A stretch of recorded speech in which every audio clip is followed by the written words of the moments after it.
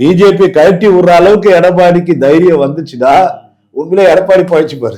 கண்டிப்பா விஜயோட சேர்ந்து ஓரளவுக்கு ஒரு சீட்டுகளை பெரும்பான்மையா பெற முடியும். வாய்ப்பு இருந்தா வெற்றியை கூட பெற முடியும். இப்ப விஜய் இயக்குறது யார் தோழர்? பிஜேபியா இல்ல உண்மையா விஜய் இண்டிவிஜுவலா இருக்கிறார்? இல்ல இண்டிவிஜுவல்லாம் கிடையாது. எப்பவுமே விஜய் பெரும்பாலும் கருத்துக்கள் என்ன சொல்லப்படுது அப்படின்னா ராகுல் தான் இயக்குறாரு. அது எம்ஜிஆர் ஃபார்முலா தான். காங்கிரஸ் ஏற்கனவே இந்திரா காந்தி இந்த ஃபார்முலா தான் இப்ப அவங்க பேசிருக்குது. என்ன அக்ரிமெண்ட் அப்படின்னா எம்எல்ஏ சீட்ல விஜய்க்கு விட்டு கொடுத்துறது, எம்பி சீட்ல இவங்களுக்கு விட்டு தர்றது. இப்ப டிஎம்கே எம்பி சீட்ல கூட காங்கிரஸுக்கு பெருசா கிடையாது.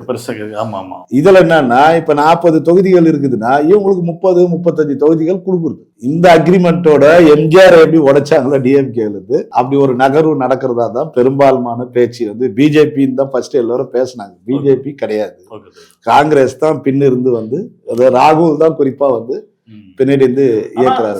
இப்படி போயிட்டு இருந்தாலும் ஆதரவு குரல்கள் பார்த்தோம்னா பிஜேபி தானே வருது. சொல்றாங்க, வானிலை சொல்றாங்க, தம்பியை கேட்க நான் சொல்றேன், அண்ணாமலை சொல்றாரு. அவரு ஒரு ஆதரவு தான் பேசுறாங்க, பெரும் எதிர்ப்பா இல்லையே.